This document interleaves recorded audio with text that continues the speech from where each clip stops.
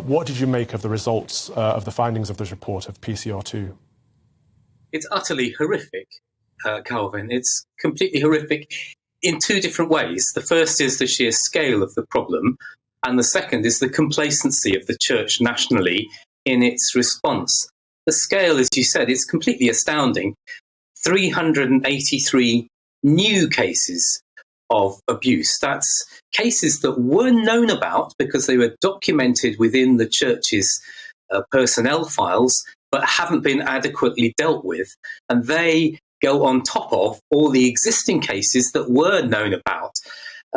Those are 383 people, at the very least, whose lives have been devastated by their contact with the church. Not blessed, not improved, but devastated. If you imagine can you imagine an airline that was running a service and they knew on their records that a particular aeroplane had crashed or had near misses 383 times? You would immediately say that airline should not be allowed to fly. Or a pharmaceutical company that had a drug product that had caused damage in 383 different cases. You would say that company must not be allowed a license to produce drugs. You would think so, Andrew, but the last couple of years has shown us that that's not always the case. What I want to get to, and we will get to government intervention, though, is that the church, I'm not a member of the Church of England anymore, but I have just spent the last couple of years training within the Church of England, and it is obsessed with safeguarding. Everywhere you turn, you're hearing conversations about safeguarding, new forms to fill out, new hoops to jump through. In an environment that is obsessed with safeguarding, how are they failing to safeguard so regularly? The report itself talks about the culture that is causing these failures. It's a culture of undue deference to senior clergy. The bishop must know best. And in the Church of England, it's the bishop in each diocese who has personal responsibility for overseeing safeguarding. There's too much deference to those figures. There's a culture of protectionism towards clergy, that if somebody makes an allegation against a member of the clergy, the likelihood is that the clergy person is the one who's going to be believed and the victim is the one who is going to be blamed. It's not me saying this. This is what comes out in the report itself.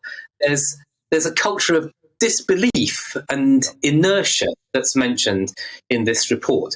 So however many layers of boxes to tick or training courses to go on, if that culture remains in the church, this is going to continue to be a problem. I think we've all identified that cultural problem, but the issue is, how do you change a culture? And I know you've tweeted this week about government intervention. Do you think that could have a greater impact on shifting the culture of the church? I think that the whole business of safeguarding within the Church of England needs to be done by an independent organisation. Either an organisation that's set up specially or experts from outside who are called in to run the Church of England's safeguarding for it and to make it safe.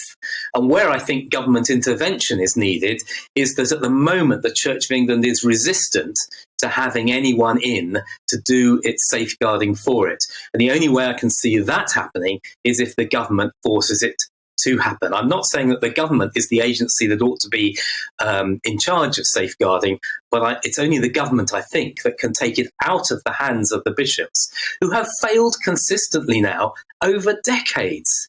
It's no good the archbishops saying that they feel great shame if shame doesn't lead to change. And the response this week to the report has been so complacent. The church has been saying, well, if we all keep doing what we're doing, but we try a little bit harder, we do a little bit better, we add some more courses or a little bit more money, then it'll all be fine. And the reality is, no, it won't. And that's been proven time and time again. The church, it breaks my heart to say it, but the church can no longer be trusted to manage its own safeguarding processes.